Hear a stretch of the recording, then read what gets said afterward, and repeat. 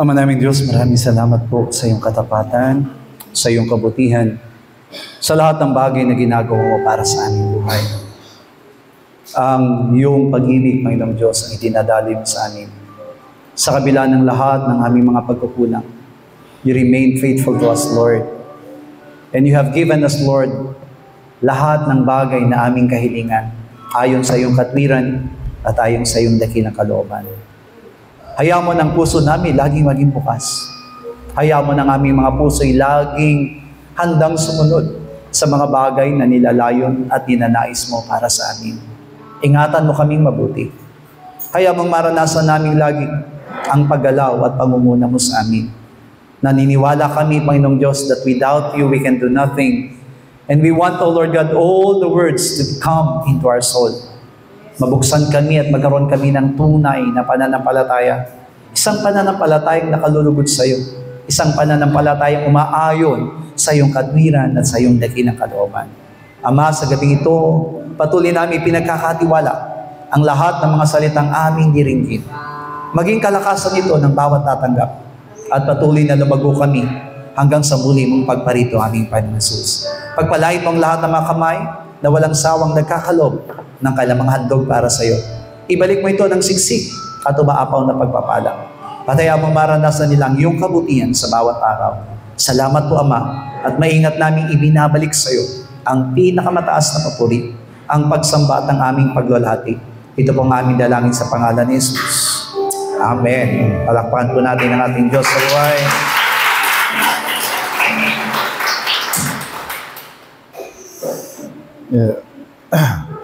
Whole the Bible says about Jesus Christ. Ang kabuuan ng Biblia ay tumutukoy lamang sa ating Panginoong Jesucristo. Man is not main character of the Bible. Tandaan natin, hindi tao po ang pinaka pangunahin sa Biblia. We are on just extra of God in the Bible. Lahat po tayo na idaragdag lamang doon sa sinasabi ng Biblia. But by the grace of Jesus Christ, God will accept as a son and will be heir of all things. Pero sa biyaya ng ating Panginoong Jesus, tayo tatanggapin niya bilang kanyang mga anak at itatalagang maging tagapagmana ng lahat ng bagay. We understand about beginning of the Genesis. Naunawaan natin mabuti ang ibig sabihin ng aklat ng Genesis. But we have to spiritually understand about beginning of Genesis. Pero kailangan nating maunawa ang mabuti ang spiritual na ibig sabihin ng aklat ng Genesis. Spiritually, man will be new creation as God's children. Sa spiritual, ang tunay na ipinapaliwanag dito ay maging spiritual tayong nilalang at mamuhay tayo bilang isang bagong nilalang ayon sa kanyang pagkalikha sa atin. Genesis chapter 2, verse 7, God created Adam, the man, by the dust.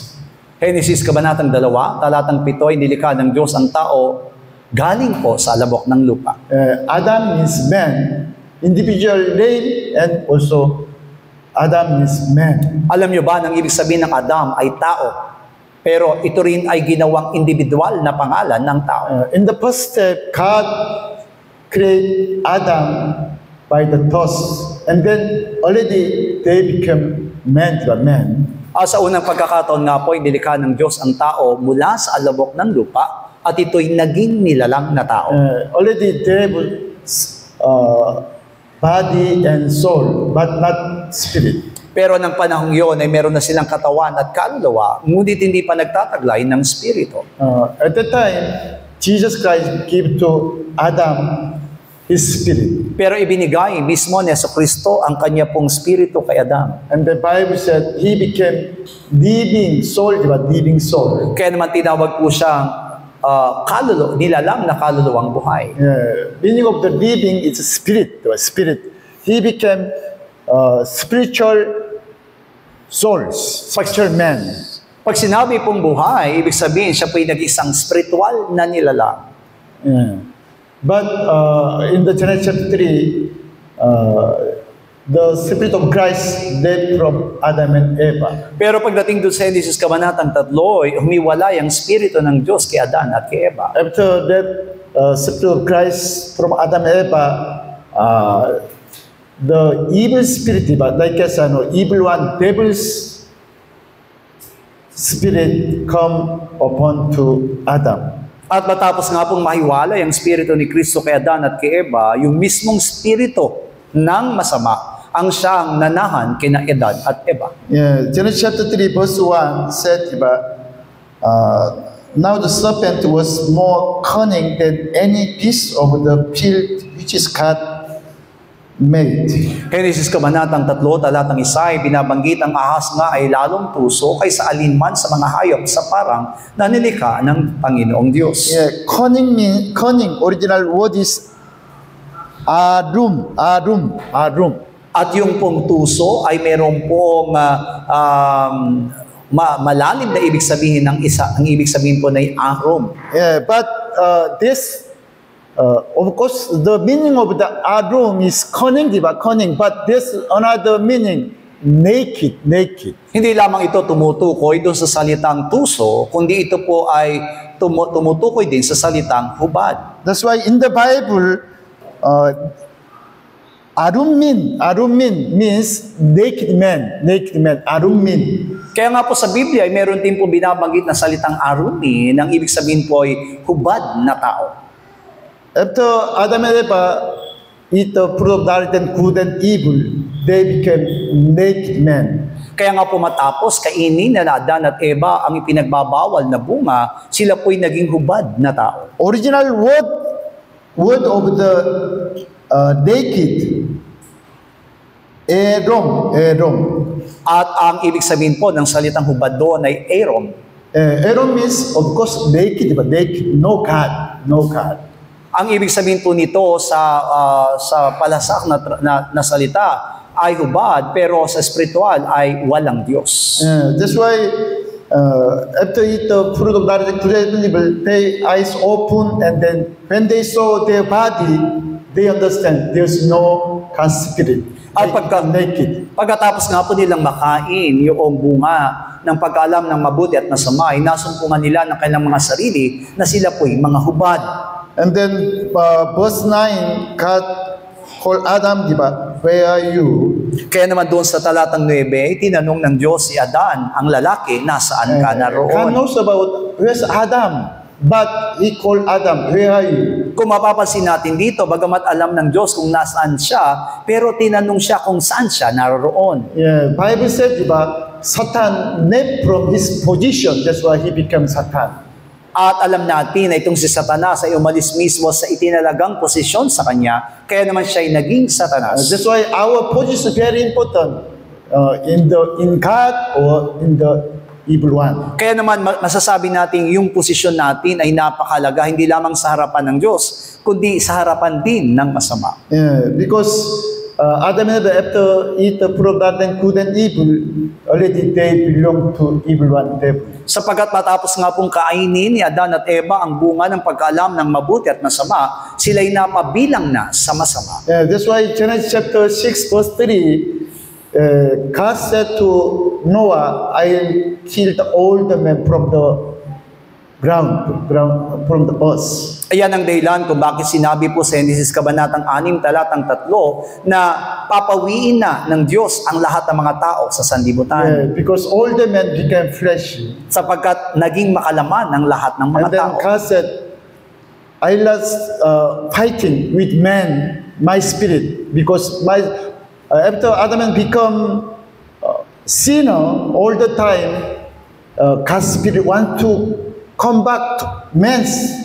That's why all the time fighting with men. Sinabi nga ng Panginoon sa kanya ng kanyang spirito, hindi na makikipagpunyagi sa tao, sapagkat simula na magkasala ang tao ay walang ibang hinangad ang Diyos, kundi sila'y manumbalik sa Diyos. Except Noah's 8 family, all the men already become flesh. Kaya nga po maliban po sa kay Noe at sa kanyang pamilya, lahat ng mga tao noon ay naging makalaman. They have no God's spirit, no spirit of Christ, and then they become fleshy. That's why They have strong own self. By the strong own self, they want to be famous, giant, also strong men. At hindi na sila nagtataglay ng Espiritu ng Diyos o ng Espiritu ni Kristo. At dahil nga po sila'y napabilang na sa masama, wala silang ibang hinahangad kundi ang matanyag ang kanilang mga sarili. Sila'y nagnanais na makilala at maging higanteng tao. That's why you have to understand meaning of the flesh.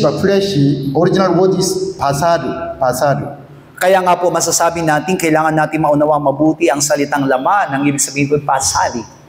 Spiritual soul, living soul, spiritual soul, became fleshy. That is basaru. Ibig sabihin, yung pong kaluluwang nilalang na buhay ay naging makalaman. Kaya naman sila po ay tinawag na pasali. Meaning of the basaru, number one, meat, diba? Meat. Like our flesh, meat. Ang ibig sabihin po ng salitang basar ay yung tinatawag na laman ng tao. Number two, meaning of the number two is male sexual organs, the penis. At ang pangalawa po ay ito'y tumutukoy doon sa ari mismo ng kalalakihan. Another meaning of the flesh is nakedness. Same, naked, no dress, like no dress. Kaya nga po masasabi natin ang ibig sabihin ng salitang basar o yung hubad ay walang saplot. That's why God said to Abraham, all the men from yourself to all, even though until your servant, you have to accept circumcision. Kaya naman iniutos ng Diyos mula kay Abraham hanggang sa lahat ng kanyang alipin na lalaki na kailangan silang lahat ay tuliin. Because what's the meaning of circumcision? Remove the skin, diba, from the man's sexual organs. Sapagkat ang ibig sabihin po ng pagtutuli, pag-alis noong sobrang balat sa mismong pag-aari ng isang lalaki. Which means remove the, like as cover, cutting of covered men spiritually removed. Ibig sabihin, kailangang alisin yung tumatakip mismo doon sa spiritual na pagiging nilalang ng isang tao. That's why, again, last week, I explained to you, again, we have to put on the Christ. At naipaliwanag sa atin nung isang linggo kung paanong dapat nating isuot si Kristo. By the Holy Spirit, we can put on, again, we can accept the Spirit of Christ. At sa pamagitan nga po ng Banal na Espiritu Santo, ay maaari nating ibihis muli si Kristo. That is salvation, eternal life. At yan po yung tinatawag na kaligtasan at buhay na walang hanggan. That's why, please you understand original meaning, the basaru, flesh. Kaya naman kailangan natin maunawa mabuti yung salitang basar, nang ibig sabihin po ay laman. Why Adam and Eve, after eat the fruit of knowledge good and evil, when they saw themselves, they understand, they said, you are naked. We are already become naked. Kaya nga po, bakit nga po ba na matapos kainin ni Adan at Eva yung bunga ng pagkalam na mabuti at masamay, nasumpungan nilang mabuti yung kanilang mga sarili na sila'y mga hubad. Which means already we have lost our spirit, the spirit of Christ, and that already it became flesh. Ibig sabihin lamang ito na unawaan nila na nawala na sa kanilang spirito ng Diyos, nawala ng spirito ni Kristo at sila'y naging makalaman. From that point, from outside, already the Spirit of Christ from Adam's body and then stay in outside. Kaya nga mula noon, yung spirito ni Kristo ay nawala na doon sa mismong katawan ni na Adan at Eva, ito'y nanatili na sa kanilang labas. That's why all the time, the God's Spirit hovering over the water, because want to come in to men. Yan ang dahilan kung bakit ang spirito ng Diyos ay namamalagi, nakapalibot doon sa tubig. Ibig sabihin, wala siyang ibang hinahangad kundi manahan sa tao. That's why they made fig tree. By the fig tree leaves, made the skirt. At dahil nga po sila yung naging gubad, ginawa ng paraan ng tao na pumutol po noong mga dahon ng igos upang itakip sa kanilang mga katawan. But thanks God, because God killed the sheep, young men, and then made skin scourge for Adam and Eve. Pero salamat sa Diyos sapagkat ang Diyos mismo ang pumatay doon sa isang kordero upang yung maging balat nito ay maging takip at maging damit ni Adan at Eva. That is salvation of the Adam and Eve. At ito po'y tumutukoy doon sa kaligtasan ni Adan at Yeah, Eva. 1 John chapter 3 verse 12. Unang Sabay-sabay tayo. 3:12. Hindi gaya ni Cain na siya'y nasamasama at pinatay ang kanyang kapatid. At bakit niya pinatay? Sapagkat ang kanyang magawa ay masasama at ang magawa ng kanyang kapatid ay matuwid. All the disciples, they understand about book of the Genesis. Lahat po ng mga alagad ay naunawaan ang sinasabi po ng aklat ng Genesis. They said Cain killed his brother Abel. Why? Because Cain already belonged to evil one, the devil. Kaya naman niliwanag nila na pinatay ni Cain ang kanyang kapatid sapagkat si Cain ay naging kabilang sa masama. But thanks God because Abel, he again accept the Spirit of Christ and then God's Spirit already in at Pero nagpapasalamat tayo sa Diyos sapagkat mismong si Adan ay tinanggap niya ang Espiritu ni Kristo at nanahan sa kanyang Espiritu ng Diyos. That's why this Cain killed his brother Abel because he belonged to evil one, the devil, and then Abel belonged to God. Iyan ang dahilan kung bakit pinatay ni Cain ang kanyang kapatid na si Abel sapagkat si Cain ay nabibilang sa masama o sa diablo samantalang ang kanyang kapatid na si Abel ay nabibilang sa matuwid sa Yeah, Diyos. that's why this time you have to somehow understand about who is Cain, also who is Abel. Kaya kailangan natin unawain mabuti sa ating pag-aaral kung sino ba talaga si Cain at kung sino si Abel. Genesis chapter 4, 1-2. Genesis, kabanatang 4, talatang 1 hanggang 2. At nakilala ng lalaki si Eva na kanyang asawa at siya'y naglihi at ipinanganak si Cain. At sinabi, nagkaanak ako ng lalaki sa tulong ng Panginoon. At sa muli ay ipinanganak ang kanyang kapatid na si Abel at si Abel ay tagapag-alaga ng mga tupa. Datapos si Cain ay magbubukid ng lupa.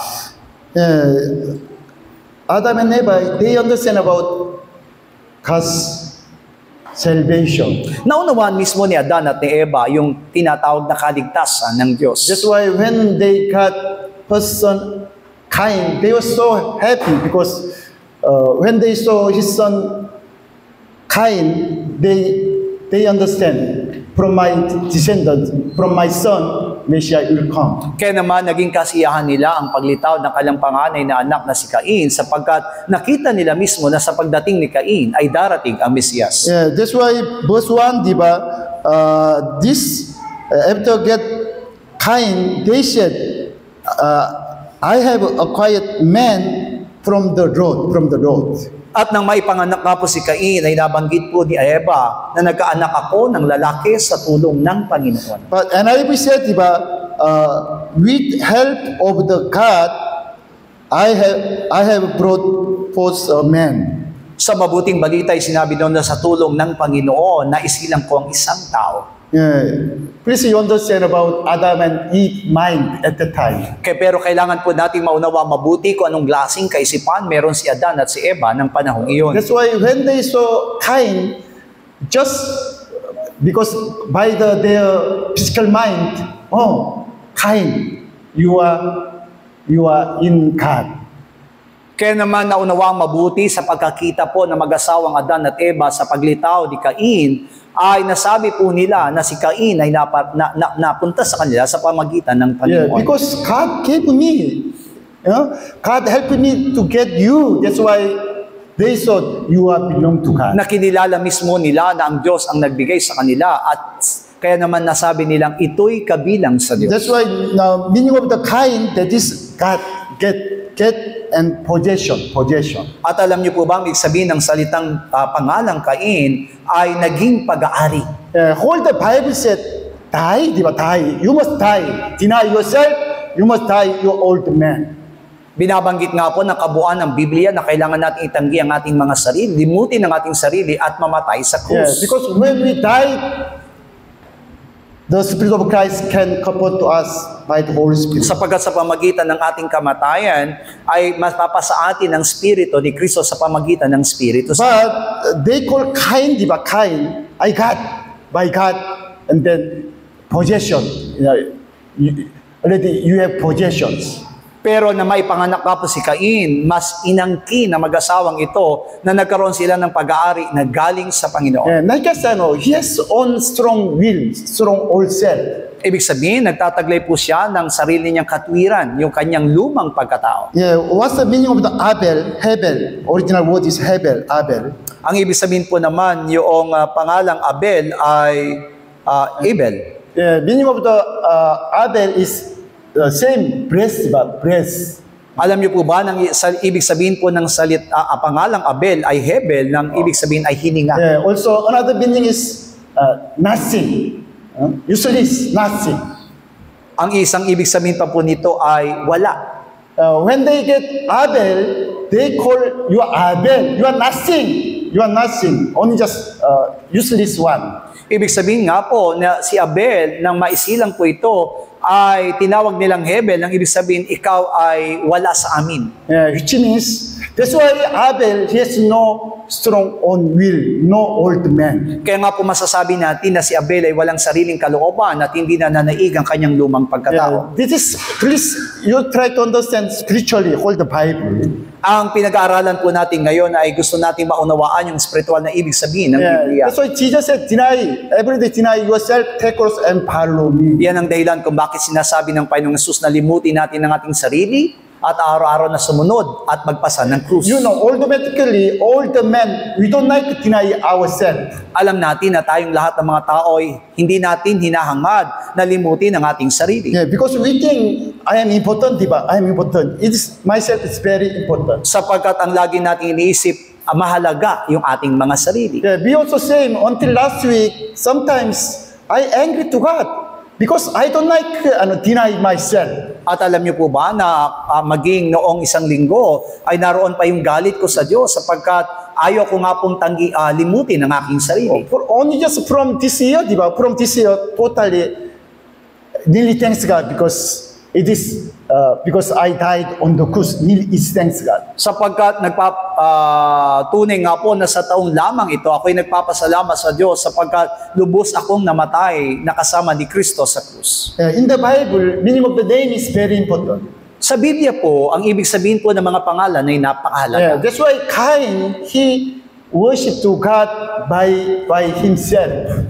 Kaya naman si Cain, nang siya po ay magsumamba sa Diyos, ginamit niya ang kanyang sarili. But Abel, he worshiped to God by the sheep, diba? By the sheep, the Christ, the meaning of the Christ. Samantalang si Abel, nang siya'y sumamba sa Diyos, ito'y sa pamamagitan ng isang kordero o sa pamamagitan ni Kristo. Yeah, that's why Cain killed his brother Abel. Kaya naman pinatay ni Cain ang kanyang kapatid na si Abel. Bible said Abel is the shadow of the Christ.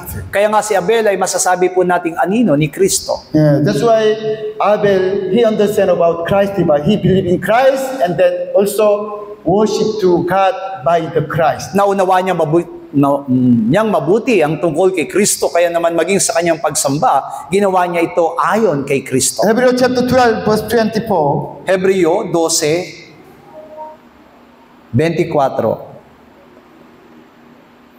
At kay Jesus na tagapamagitan ng bagong tipan at ng dugong pagbibisik na nagsasalita sa lalong mabuti kaysa dugo ni Abel. Yeah. Now, this verse 24 said, diba, blood of Abel, it is shadow of the blood of the Christ. Sinasabi mismo ng talatang 24 na yung dugo ni Abel ay naging anino ng dugo ni Kristo. Yeah, only blood of the Abel, that is sinner's blood, but blood of Christ, that is God's blood. Totoo naman po talaga na yung pong dugo ni Abel ay isang dugo na makasalanan sapagkat samantalang yung dugo ni Jesus ay ang dugo ng Kristo. You can understand, Abel, he understand about the Christ. That's why when his brother killed himself, and then when he shed his blood, he was nearly, I think, happy. Kaya nga po magiging maliwanag sa atin na naunawaan mismo ni Abel ang tungkol kay Kristo. Kaya naman ang patayin ni Cain, ang kanyang kapatid na si Abel, ay makikita natin doon yung pagbububo ng dugo ng Kristo. In the Bible, all the God's servant, but true servant, like as apostles and then prophet, they were killed by the enemies. Ang kabuuan ng Biblia ay tumutukoy po na sa lahat ng mga lingkod ng Panginoon, propeta man o alagad, ay pinatay ng dahil po sa Ebanghelyo. Yeah, because that is the way of the Christ. Sapagkat iyon mismo ang daan ng Kristo. Hebrews chapter 11 verse 4. Hebreo 11:4. Sa pananampalataya, si Abel ay naghandog sa Diyos ng lalong mabuting hain kaysa kay Cain. Sa pamamagitan nito ay sinaksihan sa kanyang siya'y matuwid na nagpapatotoo ang Diyos tungkol sa kanyang mga kaloob at sa pamamagitan nito, patay na siya ay nagsasalita pa. In the Bible, what is faith? The believing Jesus Christ, true believing Jesus Christ, that is true faith. Sa pamagitan ng Biblia ay naunawaan natin ano ibig sabihin ng pananampalataya. Ito po yung pananalig kay Yeah, Kristo. Abel offered to God by faith. Ibig sabihin si Abel ay naghandog sa Diyos sa pamagitan ng pananampalataya. What is the excellent sacrifice? There's no excellent sacrifice in the world, only Jesus Christ. Alam natin na walang tunay na handog sa Diyos, kundi ang handog na ginawa ni Kristo. Yeah. Abel, he worshiped to God by faith and with Christ Jesus. Si Abel ay naglingkod sa Diyos sa pamagitan ng pananampalataya sa pamamagitan ni Yesu Kristo. That's why God accepts his worship but not Cain. Kaya nga po yung pagsamba na ginawa ni Abel ay mas mabuti kaysa sa ginawa ni Cain. Yeah, okay. Genesis chapter 5 verse 3. Genesis 5:3. At nabuhay si Adam ng 130 taon at nagkaanak ng isang lalaking kanyang wangis na hawig sa kanyang larawan at tinawag ang kanyang pangalan na Seth. What's the meaning of the Seth? Displacement, displacement. Instead of the Abel, that is meaning of the Seth. Alam niyo po ba ang ibig sabihin ng salitang Seth ay kapalit? Yeah, that's why here, verse 3, Adam and Eva got a son in his own likeness and then his image. Sinabi dito ay nagkaanak nga po si Adam ng isang lalaking kanyang wangis na hawig ng kanyang larawan. All the Bible said, we are image of God. Na sinasabi ng kabuuan ng Biblia, tayo pang tinatawag na larawan ni Kristo. Why? Because Emmanuel, God wants to stay in us. That's why you are image of God. Sapagkat ang hinahangad ng Diyos na Emmanuel ay manahan sa atin. When they got Seth, they understand God give to us Seth instead of the Abel. That's why already my son Abel is the image and likeness of God. Kaya nga po nang dumating si Seth, ay nakita nila na ito yung kapalit mismo ni Abel at nasabi po nila na ito po yung wangis at larawan. Yeah, you see, Adam and Eva, after commission to God, they lost the Spirit of Christ. Kung paano nga si Adan at Eva na matapos sila magkasala, nawala ang Espiritu ni Kristo. And then, when they got Cain, they understand maybe Cain will be the way of the Christ, but he killed his brother Abel. Ang iniisip nila na sa pagdating ni Cain, ito yung magiging daan para sa Kristo, pero siya mismo ang pumatay sa kanyang kapatid na si Abel. And then they understand, my person Cain killed his brother Abel because he belonged to evil one devil. At naunawa nila mabuti na bakit pinatay ni Cain ang kanyang kapatid na si Abel dahil si Cain ay naging kabilang It sa is a big diablo. problem, but it is a big sin, great sin in the world.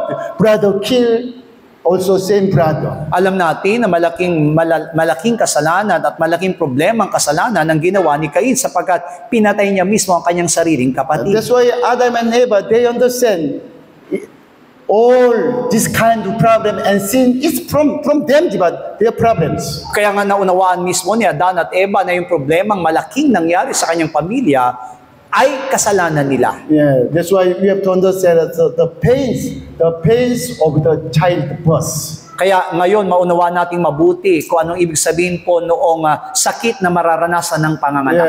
God asking to us be born again by the word and Holy Spirit. Ang hinahangad ng Diyos sa atin may panganak na muli sa pamagitan ng tubig at spirito. What's the meaning of be born again? Born again from God, from heaven. Ano ibig sabihin ng may panganak na muli? May panganak na galing sa Diyos sa pamamagitan ng Espiritu Santo. By the water, by the baptism, we must die ourselves, old men, and then finally the Holy Spirit come upon to us with with God. Sa pamagitan ng tubig o ng bautismo ay kailangang mamatay yung ating lumang pagkatao upang ang banal na Espiritu Santo ay manahan sa atin sa pamamagitan ng But it Diyos. is so difficult. Pero naniniwala There's tayo, suffering. ito'y napakahirap sapagkat mayroong pagtitiis. That's why even though I teaching to you so much, but still not understand, but not so much understand. Kaya naman, kahit na po naroon yung aking pagtuturo, ay naroon pa rin ang hirap natin upang ito'y unawain. Because still we have strong old men. Still, devil's working in us. Sapagkat nananatili pa rin sa atin na matibay na namumuhay ang ating lumang pagkatao at ang diablong kumikilos sa atin. Religious mind, religious faith is very easy, diba?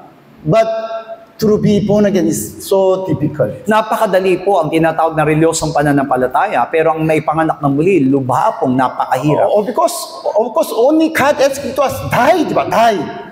On the cross, die with Christ is very easy. And then, but also very difficult. At ang tanging hiningi lamang sa atin ng Diyos ay ang mamatay kasama ni Kristo. Maaring ito'y napakadali, pero lubhang ito'y napakahirap.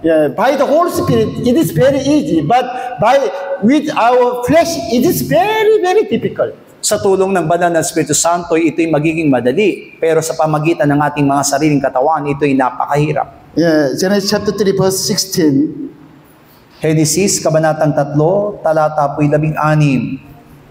Sinabi niya sa babae, pararamihin kung lubha ang iyong kalumbayan at ang iyong paglilihi. Manganganak kang may kahirapan at ang iyong asawa ay pahihinuhod ang iyong kalooban at siya'y papanginoon sa iyo.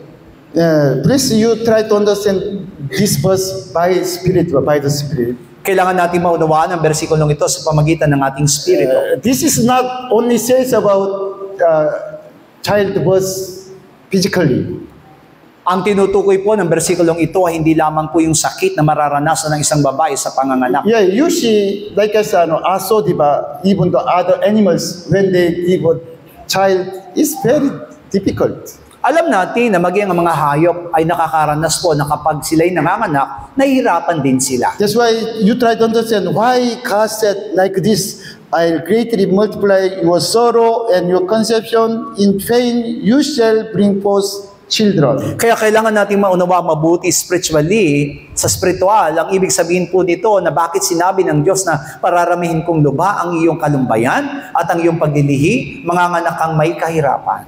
This is says about be born again and then deny ourselves. Ang tinutukoy ng Diyos dito ay ang kapanganakang muli at ang paglimot, pagtanggi sa ating sarili. Because without deny our own self and then without die on the cross, you cannot be God's children. Sapagat kung di natin lilimutin ang ating mga sarili at mamamatay tayong kasama ni Kristo sa krus, hindi tayo pwedeng maging anak ng Diyos. That's why please you understand, this is not say about only childbirth, physically childbirth. This says about our true salvation. Kaya nga po magiging maliwanag sa atin na hindi lamang tinutukoy ng Panginoon sa talatang ito ang sakit na mararanasan ng isang babae sa panganak, kundi ang tinutukoy nito ay ang ating kaligtasan. Which means Adam and Eve. It is very difficult to you when you are be born again, when you deny your own self. Ibig sabihin lamang nito, sinasabi ng Diyos kay Adan at Eva na magiging mahirap sa inyo ang ipanganak na muli at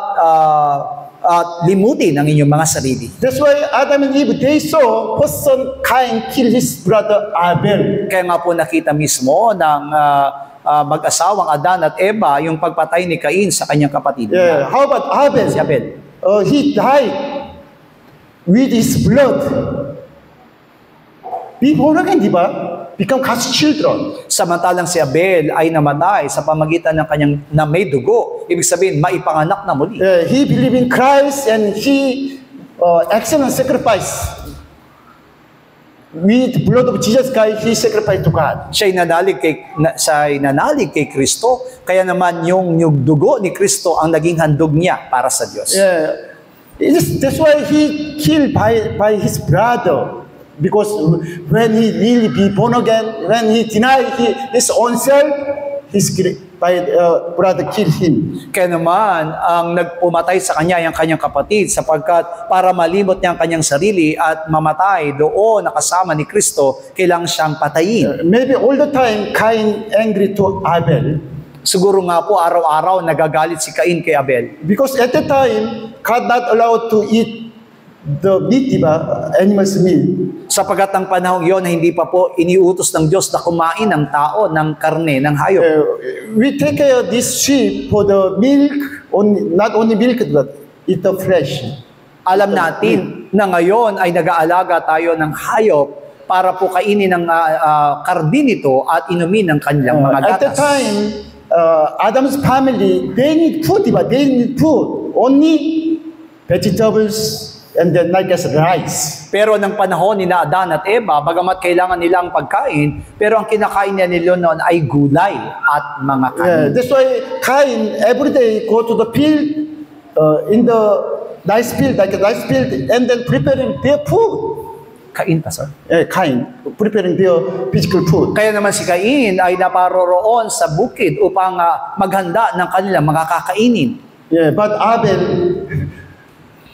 is not working in outside, only just take care of sheep. Samantalang si Abel ay hindi nagtatrabaho sa labas ng kanilang tahanan, kundi nag-aalaga lamang ng kanilang That's why you hayupan. can understand all the time Cain angry to his brother Kaya Abel. nga po masasabi natin na naroon ang inggit at galit ni Cain araw-araw. But thanks God because Abel already he belonged to God, diba? Already he has spirit of Christ. That's why he was killed by his. Pero salamat sa Diyos sapagkat si Abel ay nanatiling kasama ng Diyos, kaya naman pinatay po siya ng kanyang kapatid na si Cain. Yeah, it is very hard, diba?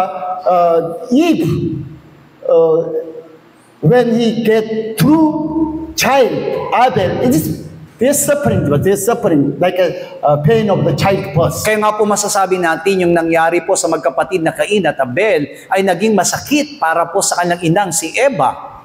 Nakatulad din ng sakit na naramdaman niya sa kanyang panganganak. That's why you can understand this is not says about physical childbirth, pain of the Kaya nga po childbirth. magiging maliwanag sa atin na hindi tinutukoy ng mga bersikulong ating binasa ang tungkol lamang sa panganganak ng isang babae. This evil one, devil. That's why it is very hard be born again and then deny ourselves, and it is very hard to die with Christ on the cross. Meron diablo na masama na pumipigil sa atin, kaya naman nahirapan tayong limutin ang ating mga sarili at mapakot mamatay na kasama ni Kristo sa krus. Okay, Galatians chapter 4, verse 19. Galatia 4:19.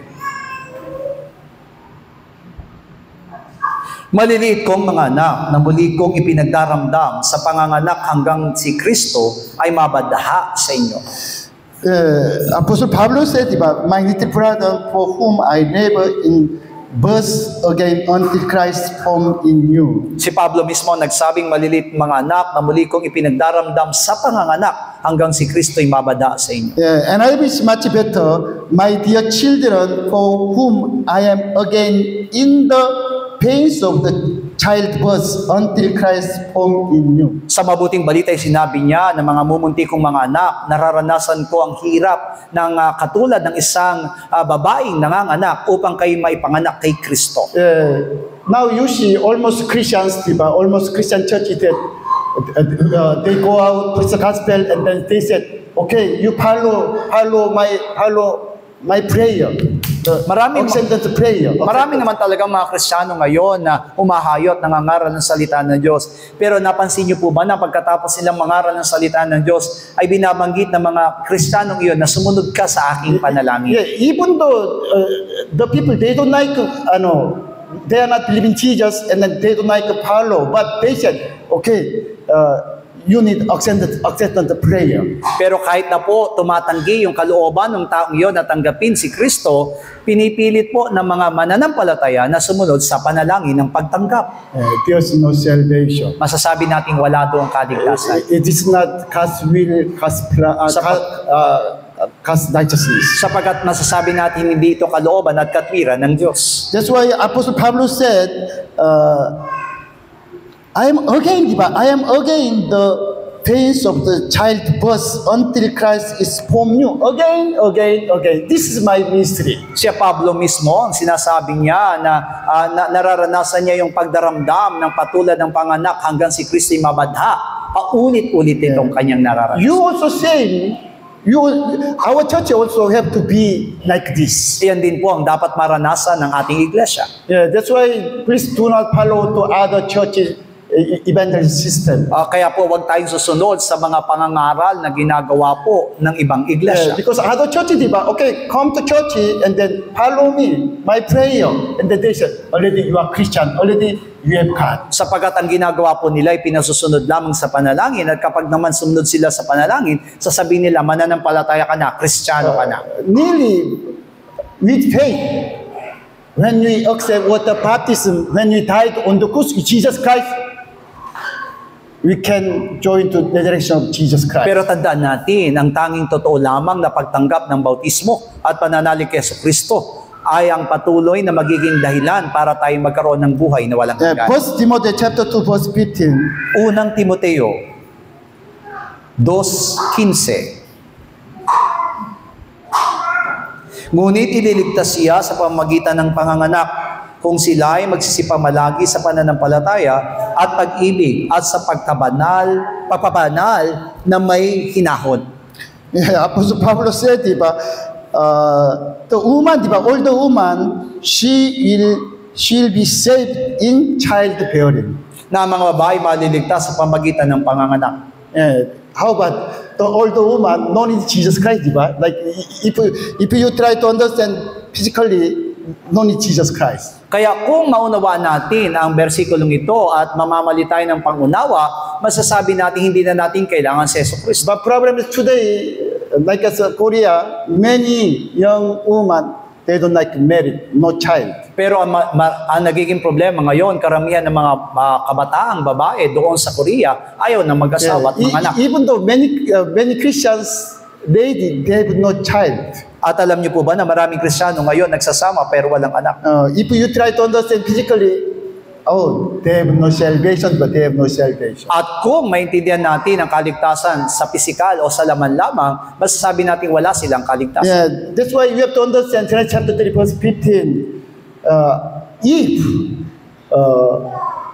you have to unit the pain of the childbirth, means when you nearly be born again, deny yourself on the cross, it is so difficult, there's pains. Kaya kailangan maunawaan natin mabuti yung sinasabi sa Genesis Kabanatang 3 na sinabi ng Diyos kay Eva na daragdagan ko ang iyong kapigatian at sakit sa iyong panganganak. Ibig sabihin nito, mahirap po talagang mararanasan natin para lamang natin malimot ang ating mga sarili at mapakong kasama ni Kristo sa Diyos. Yeah, not like a high school student, but already you are adult, but you have no this kind of pain in your face life.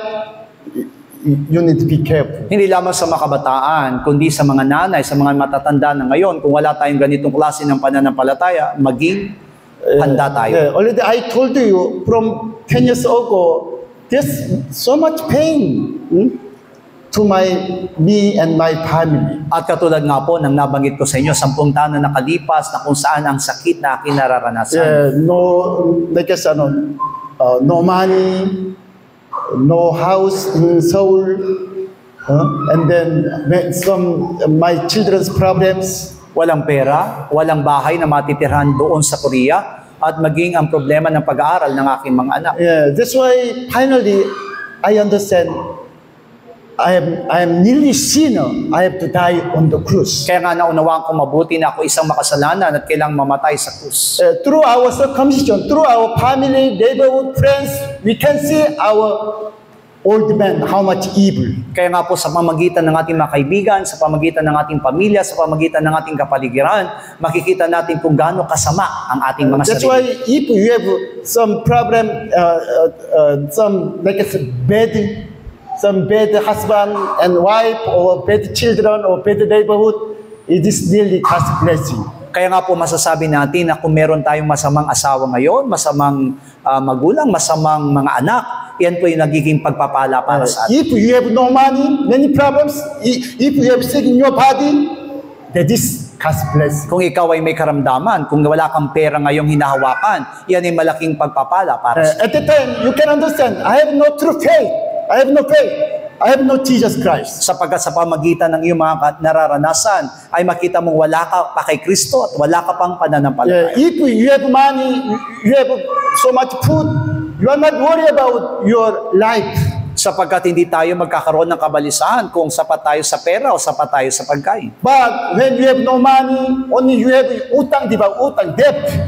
You worry about your life. Pero kapag wala tayong pera at panay tayo, may utang, magkakaroon tayo ng kabalisahan para sa ating buhay. Why we worry about our life? Because we have no Jesus Christ. Bakit nababalisa tayo? Sapagkat wala pa tayo kay Jesus Kristo. If Jesus Christ, we have strongly, we have Jesus Christ, we are not worried about even though we have no money, even though we have sick, we have problems. Sapagkat kung tayo ay nakikristo, hindi tayo magkakaroon ng anumang kabalisahan. Wala man tayong pera, wala man tayong mga pag-aari, at may tayong That's karamdaman. why many times I explain to you, diba, when I have financial problem, also the physical problem, many problems in my family, I worry about my life, my family. That's why that time I understand, I have no faith, I have no Jesus. Kaya nga naipaliwanag ko sa inyo, nung panahon na kung saan malaking problema ang nararanasan ng aking pamilya, ako'y nagkaroon ng kabalisahan. Doon ko nakita ang aking sarili, wala pa talaga akong pananampalataya. This evening, really, in my prayer, I thank God. Sa gabing ito, ako'y nagpasalamat sa Diyos. Yeah. Because Jiwon sent to me, I want to try to apply scholarship. Sapagkat He needs some papers. nagmensahe sa akin si Gio na sinabi niya na kailangan ko makapag-aral sa pamagitan ng scholarship at meron akong mga papeles na dapat That's ihanda. why I feel, he has something problem. Kaya nga po, mas naramdaman ko, may problema ang anak ko. That's why I called to my wife, you need to check Jiwon's financial situation. Kaya nga po, nautusan ko yung aking asawa, sinabi kong bisitahin mo nga yung ating anak na bunso. My wife said, he has no money because few days ago, he borrowed money from Jiwon. How much? 20,000 pesos. At nabagit nga ng aking asawa na wala ang pera si Jihud ngayon sapagkat nakapangutang pa siya kay Jiung ng 20,000 piso. Because he need to pay for the the room, diba? For the school rooms. Kinakailangan po kasi niya ang pera para makapagbayad po doon sa tinitirhan niya sa eskwelahan. That's why I check my account, thanks God, because still I have some balance, and then I sent to Ji-hun 40,000 pesos. Kaya nga po na agad kong siniyasat yung aking laman ng aking pera sa bangko at nakita ko naman na meron pa itong laman kaya nakapagpadala ako ng 40,000 piso sa kanya. Really thanks God, diba? If I have no money, that money, I cannot helping my son Ji-hun. Kaya naman nagpapasalamat ako sa Diyos sapagkat kung wala akong pera ngayon, paano kong tutulungan yung aking anak? But thanks God, I have that money, that's why I sent to Ji-hun, and then in my prayer, thank you Jesus, thank you. At nagpapasalamat ako sa Diyos sa pamagitan ng perang iyon ay natulungan ko ang aking anak na si Jihun. Kaya naman na maging sa aking panalangin, wala akong nabanggit kundi pa sa salamat. Yeah, deny ourselves, it's not easy, very difficult. Tandaan natin, ang limutin ng ating sarili hindi madali. Yeah. When I stay in Korea, I work 1 month in the out working place. Sa pananatili ko nga po na doon sa Korea, 1 buwan akong nagtrabaho. But thanks God because God provide good works, but good, not so difficult, not so heavy work. At ako'y nagpapasalamat sa Diyos sapagkat nabigyan ako ng isang trabaho hindi mabigat. That's why after get money, I sent to second son, Ji-won. Kaya nga po, matapos akong sumweldo, ay agad kong naipadala yung pera sa aking ikalawang anak na si Jiwan. When I working in the place, they ask me, where are you from? Sa aking pagtatrabaho nga po, ay naitanong sa akin, saan ka galing? I'm from here. This is my province. At sabi kong, taga rito ako sa probinsyang ito. And then they ask me, what is your trabaho, diba? Trabaho? Ano yung naging trabaho mo? I am pastor, I am pastor missionary. At nasabi kong ako isang pastor. At That's why they are so much astonished. What, you are pastor?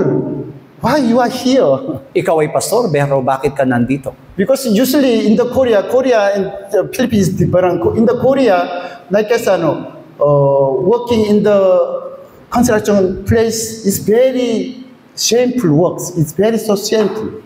Alam niyo po ba na kakaiba ang Pilipinas sa Korea sapagkat kapag ang trabaho mo sa Korea ay sa construction, isang nakakahiyang trabaho. Yeah, only just like I said, very what's that? No people give no money, no instruction, no education, no money, no education, even though no wife. Like I said, foreigners, they only just working in the. Ibig sabihin, place. kapag ikaw ay nagtatrabaho sa isang construction sa Korea, alin sa mga dahilan, wala kang pinag-aralan, ikaw ay mababa lamang, at ikaw ay isang dayuhan. That's why when they work in Korean, like as like me, Korean, when they working, they go to another city, another place, not their hometown. Kaya po, kapag may Koreano po na gustong magtrabaho sa isang construction sa Korea, hindi sila magtatrabaho sa kanilang sariling probinsya. Lilipat sila ng iba. But thanks God, because already I deny myself, but that's why, never mind. Even though they are not respecting me, never mind. Just I try working my province. Pero ang importante sa akin, nilimot ko na ang sarili, hindi na importante sa akin kung anong sasabihin nila. That's why, first day, I go to the working place and I meet my best friend. At sa aking unang araw ng pagtatrabaho, sa aking pagpunta dun sa trabaho ay ang nakita ko kagad yung aking matalik na My kaibigan. best friend, he's driving on the place with big truck. His own truck, own truck. His business. At ang trabaho niya po ay nagmamaneho ng kanyang sariling truck. Doon, iyon ang mismong kanyang pinagkakakitaan. That's why he said to the owner, this is my friend. Maybe he needs some money for the airplane ticket. Sinabi po ng aking kaibigan, ito ay aking matalik na kaibigan. Baka nangangailangan nito ng pera para sa kanyang pamasahe sa aeroplano. I want to talk to you. It is very difficult to deny our own self. Mahirap po talaga nalimutin ang ating mga sarili. You want to protect our own self. Lagi nating iniingatan ang ating sarili. That's why you want to cover about ourselves. We don't like to open ourselves. Kaya naman lagi natin pinagtatakpan at hindi natin ito nilalahad. But after I died, after I nearly believe I died on the cross, deny ourselves, never mind. Even though they are not respect me, they are not, even though they look down, never mind. No Pero mind. nang mamatay ang aking lumang pagkatao, hindi na importante sa akin kung ako'y maliitin nila, kung ano man ang mga masamang sasabihin nila sa akin at hindi nila ako respetuhin. Yeah, you also say, next time, if you deny yourself, you will be like a disciple of Jesus Christ. Kaya nga po masasabi natin na kapag nilimot natin ating mga sarili, doon pa lamang tayo magiging apostol o alagad ni Kristo. Deny our own self, died on the cross, Jesus Christ, that is pain of the child. Kaya nga po yung paglimot natin sa ating mga sarili at mamatay na kasama ni Kristo sa krus, ito po yung katumbas ng mahirap sa panganganak. Yeah, Revelation chapter 12, Pahayag 12, verse 1 to 6. 1 hanggang 6. At ang isang dakilang tanda ay nakita sa langit, isang babae na nararamtan ng araw at ang buwan ay nasa ilalim ng kanyang mga paa. At sa kanyang ulo ay may isang putong na 12 bituin. At siya ay nagdadalang tao at siya ay sumisigaw na nagdaramdam sa panganganak at sa hirap upang manganak. At ang ibang tanda ay nakita sa langit at narito ang isang malaking dragong mapula na may 7 ulo at 10 sungay. At sa kanyang mga uloy may 7 diadema. At kinakalagkad ang kanyang buntot at ang 3 bahagi ng mga bituin sa langit. At ipinahagi sa lupa at lumagay ang dragon sa harapan ng babaeng manganganak na upang lamunin ang kanyang anak pagkapanganak niya. At siya ay nanganak ng isang anak na lalaki na maghahari na may pangampas na bakal sa lahat ng mga bansa. At ang kanyang anak ay inagaw na dinala hanggang sa Diyos at hanggang sa kanyang luklukan. At tumakas ang babae sa ilang at doon siya ipinaganda ng Diyos ng isang dako upang doon siya ampuning 1,260 araw. In the Genesis chapter 3, after commission to God, and God promised to Cain, Abel, Adam and Eve about the woman's offspring Christ Jesus. Sa Henesis Kabanatang 3, matapos magkasala sina Eva at Adan, ay pinangako sa kanila yung magiging binhi ng babae na tagapagligtas. The meaning of the childbearing is be born again. Individual be born again, di ba? Deny ourselves also for the way of the Christ. This pain of the childbirth. Kaya nga po yung panganganak na yon ay may tuturing nating tumutukoy sa ating kapanganakang muli na kung saan magiging daan ni Kristo. In chapter 12, this is connect to Genesis chapter 3, verse 16. At ang pahayag, Kabanatang 12 ay konektado sa Henesis Kabanatang 3, talatang 16. This Revelation chapter 12, this woman is church, diba? Also individually born again Christians. Na yung babae dito na tinutukoy ang iglesia at tumutukoy din ito sa mga individual na mananampalataya. This woman cry out in labor, in the pain of the childbirth, pain of the give birth. Na itong babaeng ito ay nagdadalang tao at nagdaramdam sa panganganak. Why? Because this dragon, this devil want to kill this baby. Sapagkat ang dragon mismo o ang diablo ay gustong patayin yung bata. Yeah, devil, never mind, diba? Never mind. Devil, no mind how many members come to church. There's no mind. Hindi mahalaga sa diablo kung ilan ang mananampalataya ang pumaparoon sa church, sa iglesia. Devil want to make all the church, religious church, and then physical church. Basta't ang hinahangad ng diablo ay maging reliyosong pananampalataya ang lahat ng iglesia. But I understand devil wants to destroy our church because our church is different from other church. At naunawaan ko mabuti na nais ng diablo na sirain ang ating iglesia sapagkat kakaiba ang ating iglesia. Yeah, because our church, you want to really be born again, diba? You want to die on the cross of Jesus Christ. That's why devil wants to destroy our Sapagkat ang tunay na layunin ng ating iglesia ay may panganak na muli sa pamagitan ng tubig at spirito at hinahangad nating mamatay na kasama ni Kristo doon sa krus. Kaya naman ang hinahangad ng diablo ay sirain ang ating iglesia. That's why there's persecution and then somebody said about you are heresy. Kaya naman may mga pag-uusig at sinasabi nilang mga kulto ang mga pastor. Yeah, please you try to understand this Revelation chapter 12. This says about the pain of the childbirth, be born again. Kaya doon yung pahayag, Kabanatang 12 ay tumutukoy sa kapanganakang muli, yung panganganak ng babae. And finally, this male child, diba? Whose male child, who was be born again, nearly died already, totally died on the cross, Jesus Christ, and then who has Jesus Christ? This child going up to heaven and then sit down on the throne of God. Sino yung batang tinutukoy dito na ipanganganak? Sila po yung mga tunay na ipinanganak na muli sa pamagitan ng tubig at spirito na nagtataglay kay Kristo. Sila yung mga namatay nakasama ni Kristo sa krus. Sila po yung tinatawag na aakyat doon sa kalangitan at maghaharing kasama ni Kristo. Please don't give up. Again, try to understand and pray. Huwag nating isusukong ating pananampalataya, paulit-ulit at magpatuloy tayong manalangin. Really thanks God because God allowed to us this kind of true message in our church. At pasalamatan natin ng Diyos sapagkat ibinigay ang ganitong klaseng mensahe sa ating iglesia. Because God called our members to our church.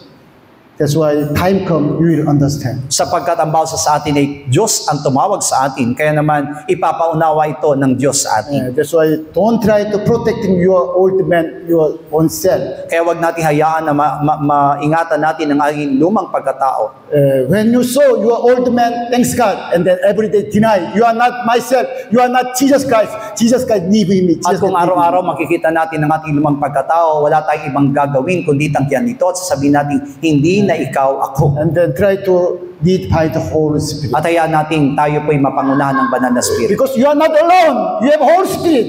You have the Spirit of Christ. Hindi tayo nag-iisa, kasama natin ang banal na Espiritu Santo, nasa atin ang Espiritu ni Kristo. That's why we have to overcome. Kailangan natin maging Let's matagumpay. shout 3 times, oh my soul, overcome all can let's pray. Oh my soul, overcome. At tayo po'y manalangin. Oh my soul, overcome. Oh my soul, overcome. And oh my soul, overcome. Ama namin Diyos, kami po'y nagpapasalamat sapagkat niloob mo na may paunawa sa amin ang mga salita ng Diyos. Spiritually, upang maunawaan namin ang lahat ng bagay na niloloob mo para sa aming lahat, Panginoong God. Salamat sapagkat sa pamamagitan nito'y lumalapad ang aming katawan.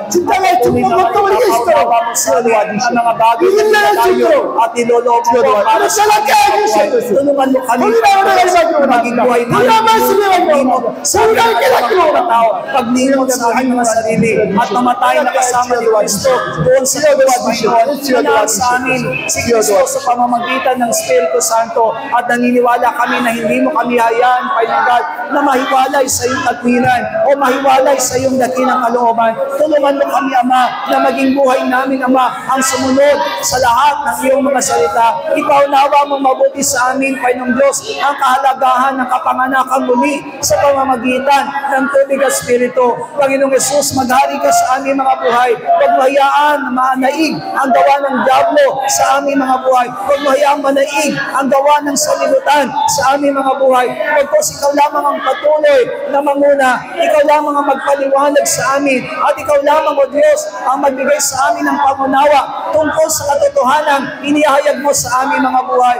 Magpahala ka, Panginoong Diyos, at hayaan mong lagi namin maranasan ang pagsama at pagkilos ng libanal na Espiritu sa buhay ng basa sa amin. Salamat po, Ama, tinangkin namin ang katagumpayan. Umaasa kami na sa pamamagitan ng aming panalangin ito, patuloy namin mararanasan, Panginoong Diyos, ang pagsama at pagkilos mo sa amin hanggang sa kami maghari na kasama ng aming Panginoong Jesucristo. Salamat po, Ama, sa pangalan ng aming Panginoong Jesus. Amen. All together, Lord's Prayer. Ama naming nasa langit, sambahin nawa ang pangalan mo. Ikaw nawa ang maghari sa amin. Sundin nawa ang iyong kalooban dito sa lupa tulad ng sa langit. Bigyan mo po kami ng pagkain kailangan namin sa araw na ito at patawarin mo po kami sa aming mga kasalanan tulad ng aming pagpapatawad sa mga nagkakasala sa amin. At huwag mo kami iharap sa mahigpit na pagsubok, kundi ilayo mo po kami sa masama, sapagkat iyo ang kaharian at ang kapangyarihan at ang kapurihan magpakailanman. Amen. God bless you all. See you on Lord's Day.